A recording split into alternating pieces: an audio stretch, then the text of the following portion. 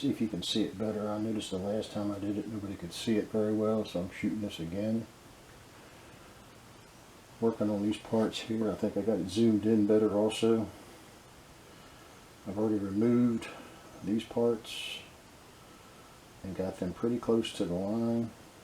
So again, I use my needle files and I get in and I clean them up right as close as I can get to the line. I still tend to leave my pencil line. The reason for leaving the pencil line is it gives you a little bit of room for a repair if you ever should need it. If you take all the line completely out, you're there. Can't come back as easy. But these files are really fine, so if you get it down close with this, you get all the saw marks or knife cut marks out of it that you can get. Like I said, I have a flat one. This one's got a rounded edge on it. This is round, so I get in here and I go with it, the curve, into the corner, get all the way up in the corners.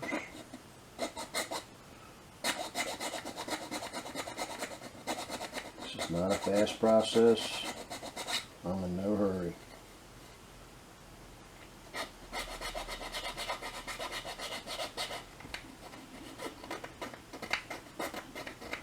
So I usually, when I make these kind of projects, I usually do them in the winter time. I have them turned already, and then I set my carve. So I won't be out in the shop. My shop's not heated.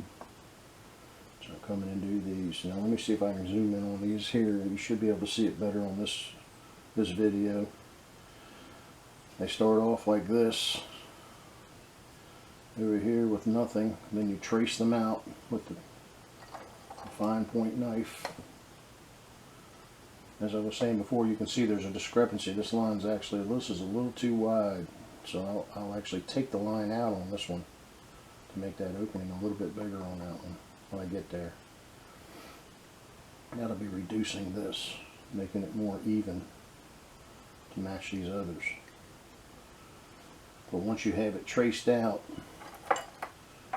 that gives you a stopping point for your gouge, so it doesn't overshoot the line. Then you just get your gouge.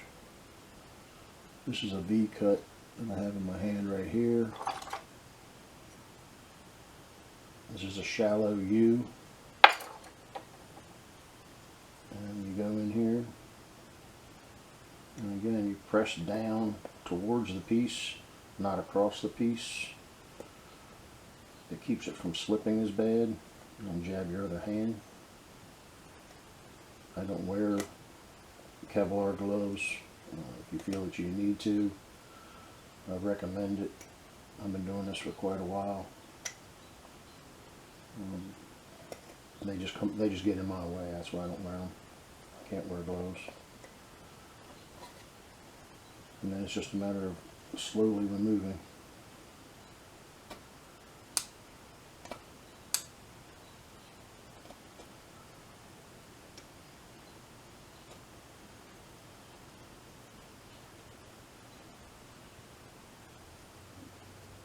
I hope you can see the detail better now because I have this camera zoomed in, I believe.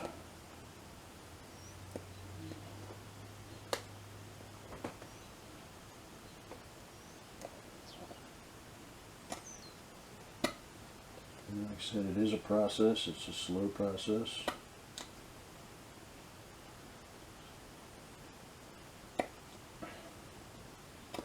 I'm shooting for precision, not speed.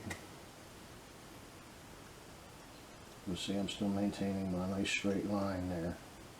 It's not exactly perfect in these corners yet, but that will become, once you go all the way through, then you come in there with your square file and you can get that perfectly square, or you bring your sharp knife and you go in there and get that. Let me show you this little hole here. The trick for doing that is I use the V gouge.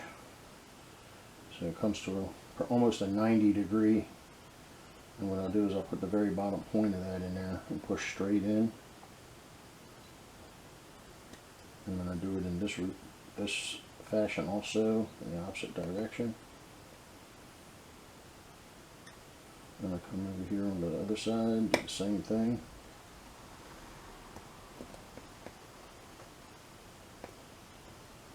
You're only going to remove a small amount of material at one time, especially for something this detailed.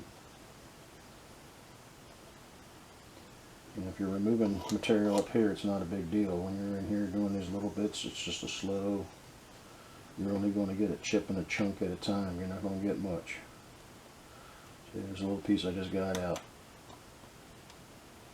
It takes time. Once I get it squaring to keep the shape,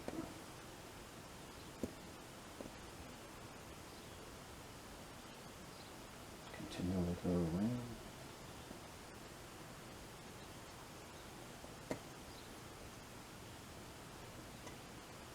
You can see not a whole lot's coming out now, so the other thing you can do is with this pointed one, you can go right in here in the middle and just work it back and forth a little bit.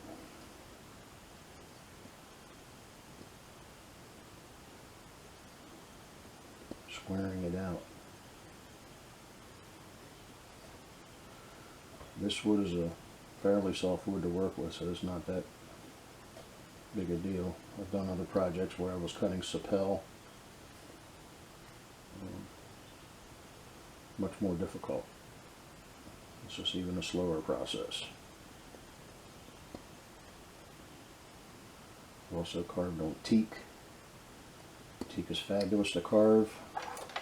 You do have to keep your chisels sharp at all times because this has got a lot of silica in it. So there's a lot of sharpening of the chisels.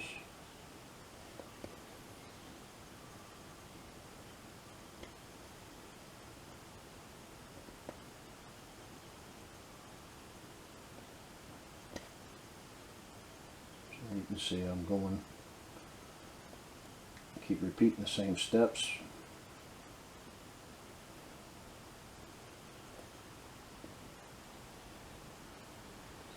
And just in those few minutes, I'm just about halfway through. Probably hard to see in the video because it's such a small hole. Again, you can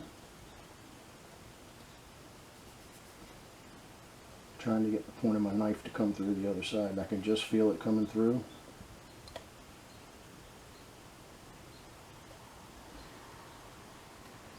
Just feel it coming through.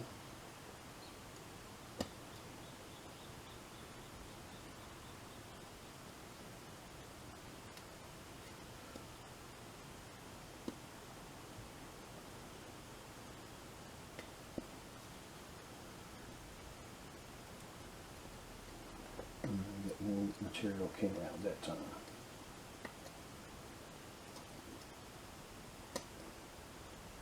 This is probably about one of the most difficult cuts on this entire project right there. It's getting that little square done.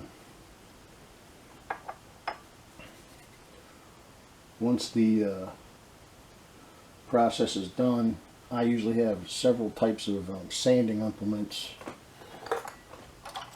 You know, you can even just fold sandpaper over and get it in here to get the smooth completely down to it. I usually go to 150 to start with and then take it to 320 up to 320. 220 would be my next step. 150, 220, 320. After that, it's really, you don't really need to go any finer than that. Not on the inside edges of anything like this. You're never really going to see it, but I have different sanding apparatus that I put in there to do certain things to get more pressure on the sandpaper to get it smooth. But you get a nice clean hit like that. For this part here, it was really difficult to get something nice to go in there, so what I did was I took a cup. I have self-adhesive sandpaper that I buy, get it on Amazon. I believe Great Plains sells it, and use it for modeling.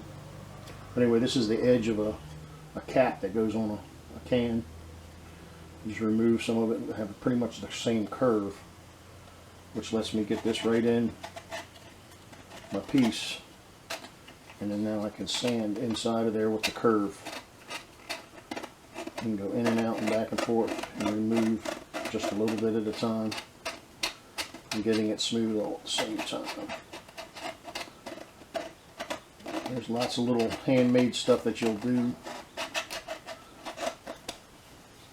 know, little tools to make it work depending on what project you're doing. You want to always try to match the shape that you're carving to keep it smooth. But as you can see, I got these open now. At least this is where I'm at now. It's just the roughing process. I'm going to get all this removed around to here. Once I get that, then I'm going to go back and I'm going to refine stuff like this, where you can still see there's material on the other side of the line, and this is a bit thicker than here. I'll be taking that down some more. These are a little bit thicker in the drawing anyway. It's thinner through the center. That's going to remain, but I'm going to try to get them excuse me, even as much as possible. I hope you can see more in this video. I shot this one over top of my shoulder with this thing zoomed in. Hoping this is going to help. You can see here I've already started, I just did one to show where the lacing is going to go underneath and over. I'll get into more of this later on and show you how I complete this whole process. This will be a serious process. And then after that, I believe I'm going to take these rings and they're going to actually be rounded all the way around. They're not just going to be square edge like they are right now. So that's even more carving, more involved. Get to that later. Thanks for watching.